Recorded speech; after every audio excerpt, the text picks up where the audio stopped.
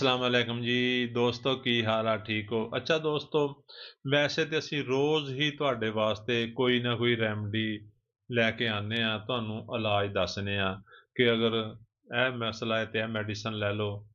ਤੇ ਦੋਸਤੋ, ਜਿਹੜੀ ਸਾਡੀ ਅੱਜ ਦੀ ਰੈਮਡੀ ਆ, ਇਹ ਵੀ ਬੜੀ ਇੰਤਹਾਈ ਅਹਿਮ ਰੈਮਡੀ ਆ। ਹੋਮਿਓਪੈਥਿਕ ਦੀ ਸਾਰੀ ਰੈਮਡੀ ਹੀ ਇੰਤਹਾਈ ਅਹਿਮ ਨੇ, ਕਿਉਂਕਿ ਹਰ ਰੈਮਡੀ ਹਰ ਕਿਸੇ ਨਾ ਕਿਸੇ ਮਰਜ਼ ਦਾ ਇਲਾਜ ਆ। ਤੇ ਦੋਸਤੋ, ਛਾਲੇ ਬਣ ਜਾਣਾ ਮੂੰਹ ਦੇ ਵਿੱਚ। ਅਗਰ ਕਿਸੇ ਮੇਰੇ ਭਾਈ ਦੇ, ਦੋਸਤ ਦੇ ਮੂੰਹ 'ਚ ਛਾਲੇ ਬਣ ਗਏ ਆ, ਜਾਂ ਕਿਸੇ ਬੱਚੇ ਦੇ ਛਾਲੇ ਬਣ ਗਏ ਆ, ਛਾਲੇ ਕਿਸੇ ਵੀ ਵਜ੍ਹਾ ਤੋਂ ਬਣ ਗਏ ਆ, ਕੋਈ ਗਰਮ ਸ਼ੈ ਖਾਣ ਨਾਲ ਬਣ ਗਏ ਆ, ਕੋਈ ਠੰਡੀ ਸ਼ੈ ਖਾਣ ਨਾਲ ਬਣ ਗਏ ਆ, ਮਿਹਦੇ ਦੀ ਤੇਜ਼ਾਬੀਅਤ ਨਾਲ ਛਾਲੇ ਬਣ ਗਏ ਆ, ਮੂੰਹ ਤੁਹਾਡਾ ਪੱਕ ਗਿਆ ਹੈ, ਖਾਣਾ ਨਹੀਂ ਖਾਧਾ ਜਾ ਰਿਹਾ, ਚਾਹ ਨਹੀਂ ਪੀਤੀ ਜਾ ਰਹੀ, ਇੱਥੇ ਤੱਕ ਕਿ ਪਾਣੀ ਪੀਣਾ ਵੀ ਮੁਸ਼ਕਿਲ ਆ, ਪਰੇਸ਼ਾਨ ਨਹੀਂ ਹੋਣਾ। ਇਹ ਜਿਹੜੀ ਸਾਡੀ ਅੱਜ ਦੀ ਰੈਮਡੀ ਆ, ਇਨਸ਼ਾਅੱਲਾ 2-3 ਖੁਰਾਕਾਂ ਨਾਲ ਤੁਹਾਡੇ ਮੂੰਹ ਦੇ ਛਾਲਿਆਂ ਨੂੰ ਠੀਕ ਕਰ ਦੇਗੀ, ਔਰ ਤੁਹਾਡਾ ਖਾਣਾ ਪੀਣਾ ਯਾਨੀ ਕਿ ਕੋਈ ਮੁਸ਼ਕਿਲ ਨਹੀਂ ਰਹੇਗੀ। ਤੇ ਦੋਸਤੋ, ਸਾਡੀ ਅੱਜ ਦੀ ਰੈਮਡੀ ਦਾ ਨਾਂ ਹੈ ਬੋਰੈਕਸ। ਬੋਰੈਕਸ 200 ਤਾਕਤ ਦੇ ਵਿੱਚ। ਅਗਰ ਕਿਸੇ ਬੜੇ ਬੰਦੇ ਨੂੰ ਮੂੰਹ 'ਚ ਛਾਲੇ ਬਣ ਗਏ ਆ, ਬੋਰੈਕਸ 200 ਤਾਕਤ ਦੇ ਵਿੱਚ ਲੈਣੀ ਆ। 2 ਘੁੱਟ ਪਾਣੀ ਲੈਣਾ ਹੈ, ਔਰ ਉਹਦੇ ਵਿੱਚ 5 ਕਤਰੇ ਪਾ ਕੇ ਸੁਬਾਹ ਨੂੰ, 5 ਦੁਪਹਿਰ ਨੂੰ, 5 ਸ਼ਾਮ ਨੂੰ, ਇੱਕੋ ਦਿਨ ਦੇ ਵਿੱਚ ਛਾਲੇ ਠੀਕ ਹੋ ਜਾਣੇ ਆ। ਅਗਰ ਕਿਸੇ ਬੱਚੇ ਨੂੰ, ਬੇਸ਼ੱਕ ਉਹ ਸ਼ੀਰਖੁਆਰ ਬੱਚਾ ਹੈ, 2 ਸਾਲ ਦਾ ਹੈ, 5 ਸਾਲ ਦਾ ਹੈ, ਛਾਲੇ ਬਣ ਗਏ ਆ, ਇਹੀ ਪੋਟੈਂਸੀ ਬੋਰੈਕਸ 30 ਤਾਕਤ ਦੇ ਵਿੱਚ ਲੈਣੀ ਆ।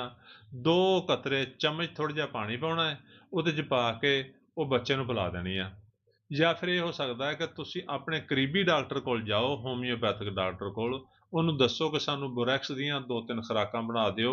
ਉਹ ਤੁਹਾਨੂੰ ਸ਼ੂਗਰ ਮਿਲਕ ਤੇ ਯਾਨੀ ਪਾਊਡਰ ਤੇ ਜਾਂ ਟੈਬਲੇਟ ਸਾਲ ਦੇ ਵਿੱਚ ਤੁਹਾਨੂੰ ਖੁਰਾਕਾਂ ਬਣਾ ਦੇਗਾ, ਔਰ ਉਹ ਤੁਸੀਂ ਆਸਾਨੀ ਨਾਲ ਖਾ ਸਕੋਗੇ। ਬੱਚਿਆਂ ਨੂੰ ਪਾਊਡਰ ਦੇ ਉੱਤੇ ਬਣਾ ਕੇ ਦਿੱਤਾ ਜਾਵੇ ਤੇ ਉਹ ਬਹੁਤ ਆਸਾਨੀ ਨਾਲ ਖਾ ਸਕਦੇ ਨੇ ਕਿਸੇ ਵੀ ਹੋਮਿਓਪੈਥਿਕ ਡਾਕਟਰ ਕੋਲੋਂ, ਕਿਉਂਕਿ ਹਰ ਸ਼ਹਿਰ 'ਚ, ਹਰ ਪਿੰਡ ਦੇ ਵਿੱਚ ਹੁਣ ਤੇ ਹੋਮਿਓਪੈਥਿਕ ਡਾਕਟਰ ਅਲਹਮਦੁਲਿਲਾ ਬਹੁਤ ਜ਼ਿਆਦਾ ਬੈਠੇ ਨੇ, ਕਿਉਂਕਿ ਹੁਣ ਹੋਮਿਓਪੈਥਿਕ ਦਾ ਅਰੂਜ ਹੈ।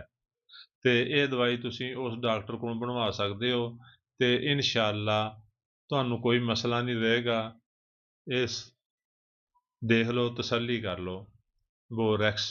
ਤੇ ਦੋਸਤੋ, ਇਹ ਹੁਣ ਅਸੀਂ ਵੀਡੀਓ ਲਾਣੀ ਆ, ਹੁਣੇ ਲੋਕਾਂ ਨੇ ਪੁੱਛਣਾ ਸ਼ੁਰੂ ਕਰ ਦੇਣਾ ਹੈ, ਫੋਨ ਕਰਨੇ ਸ਼ੁਰੂ ਕਰ ਦੇਣੇ, ਡਾਕਟਰ ਸਾਹਿਬ ਕਿੰਨੇ ਕਤਰੇ ਪੀਣੇ ਨੇ, ਡਾਕਟਰ ਸਾਹਿਬ ਕਦੋਂ ਪੀਣੇ, ਰੋਟੀ ਤੋਂ ਬਾਅਦ ਪੀਣੇ, ਪਹਿਲੇ ਪੀਣੇ। ਤੇ ਦੋਸਤੋ, ਇਸ ਲਈ ਅਸੀਂ ਤਫਸੀਲ ਨਾਲ ਦੱਸਦੇ ਹਾਂ ਤਾਂ ਕਿ ਕਿਸੇ ਨੂੰ ਪੁੱਛਣਾ ਨਾ ਪਵੇ ਤੇ ਫੋਨ ਨਾ ਕਰਨਾ ਪਵੇ।